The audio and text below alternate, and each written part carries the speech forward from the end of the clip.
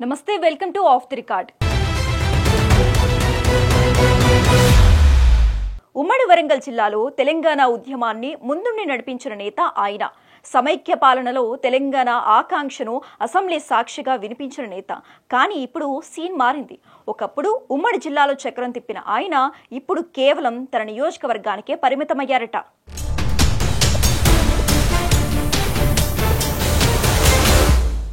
వినయ్ భాస్కర్ 2004 ఎన్నికల్లో స్వతంత్ర అభ్యర్థిగా పోటీ చేసి ఓటమి పాలయ్యారు. ఆ తర్వాత టీఆర్ఎస్ పార్టీలో చేరి వరుస విజయాలు సాధించి ఉమ్మడి వరంగల్ జిల్లాలో టీఆర్ఎస్ పార్టీకి ఉద్యమకారులకు పెద్ద దిక్కుగా మారారు. జిల్లాలో విద్యార్థి నేతలను ఉద్యమం వైపు నడిపించి తెలంగాణ సాధనలో ముఖ్య భూమిక పోషించారు.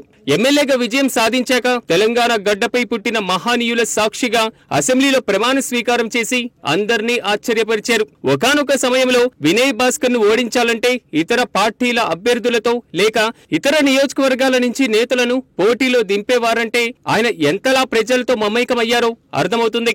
అయితే గత సార్వత్రిక ఎన్నికల్లో ఓటమి చవి చూశారు వినయ్ భాస్కర్.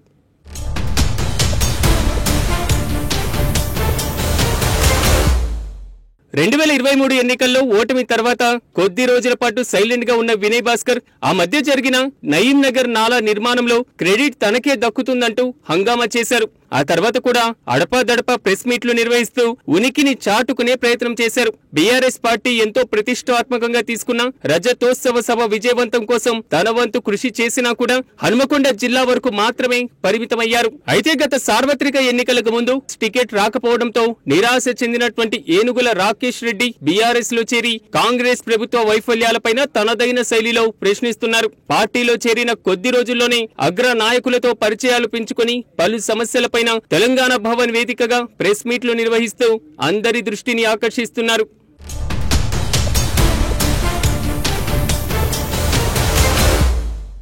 గత ఎమ్మెల్సీ ఎన్నికల్లో వరంగల్, నల్గొండ, ఖమ్మం పట్టభద్రుల ఎమ్మెల్సీ అభ్యర్థిగా బరిలో దిగిన రాకేష్ రెడ్డి ఎవరు ఊహించని విధంగా 2వ స్థానంలో నిలిచారు. ఆ తర్వాత పలు సమస్యలపైన తనదైనటువంటి శైలిలో స్పందించిన ఆయన అగ్రనాయకుల దృష్టిని ఆకర్షించారు. గ్రూప్ 1 బాధితుల పక్షాన గలవెత్తిన రాకేష్ రెడ్డి కాళేశ్వరం ప్రాజెక్టు, యూరియా సమస్య, కాంగ్రెస్ 6 గ్యారంటీలపైన సెటైర్లు వేస్తూ మీడియాలో హాట్ టాపిక్ అయ్యారు. పల్లా రాజేశ్వర్ రెడ్డి అండతో బీఆర్ఎస్ లో చేరినటువంటి రాకేష్ రెడ్డి ఓవైపు వరంగల్లో పశ్చిమ నియోజకవర్గంలో సైలెంట్ గా పట్టు సాధించే ప్రయత్నం చేస్తూనే మరోవైపు రాష్ట్ర నేతలు కేటీఆర్, హరీష్ రావు అండతో రాష్ట్ర స్థాయి నేతగా ఎదిగారని పార్టీ వర్గాల్లో టాక్ నడుస్తుంది. ఇక వీలు చిక్కినప్పుడల్లా కాంగ్రెస్ 6 గ్యారంటీలు, ప్రభుత్వ వైఫల్యాలపై ఎండగడుతూ అధిష్టానం మన్నవలు పొందుతున్న వినయ్ భాస్కర్ జిల్లా అధ్యక్షుడిగా ఉన్నా కూడా కేవలం నియోజకవర్గానికే పరిమితమయ్యారన్న విమర్శలు వ్యక్తమవుతున్నాయి.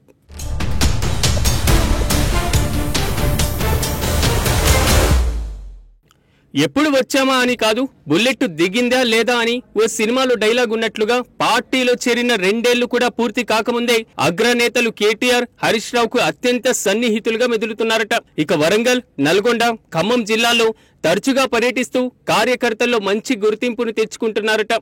రాకేష్ రెడ్డి బీజేపీలో ఉన్న సమయంలో వినయ్ భాస్కర్ మీద పలు సందర్భాల్లో తీవ్ర విమర్శలు చేసి ఇప్పుడు అదే పార్టీలో చేరి వినయ్ భాస్కర్ ను ఏకులా వచ్చి మేకులా తయారయ్యారన్నది బీఆర్ఎస్ వర్గాల్లో చర్చ జరుగుతుందట. రాకేష్ రెడ్డితో భవిష్యత్తులో ముప్పు తప్పదని భావించిన వినయ్ భాస్కర్ తన అనుచరులను దాటిపోకుండా జాగ్రత్త పడుతుంటే రాకేష్ రెడ్డి తనకంటూ ప్రత్యేకమైనటువంటి క్యాడర్ ను నిర్మించుకొని ముందుకు వెళ్తున్నట్లుగా ప్రచారము జరుగుతోంది. కేటీఆర్, హరీష్ రావు అండతో దూసుకు వెళ్తున్న రాకేష్ రెడ్డిని ఎలా ఎదుర్కోవాలా అని ఆలోచిస్తున్న వినయ్ భాస్కర్ కు తన అన్న కుమారుడు అభినవ్ భాస్కర్ రూపంలో కూడా ముప్పు పొంచి ఉందని రాజకీయ పరిశీలకులు భావిస్తున్నారు.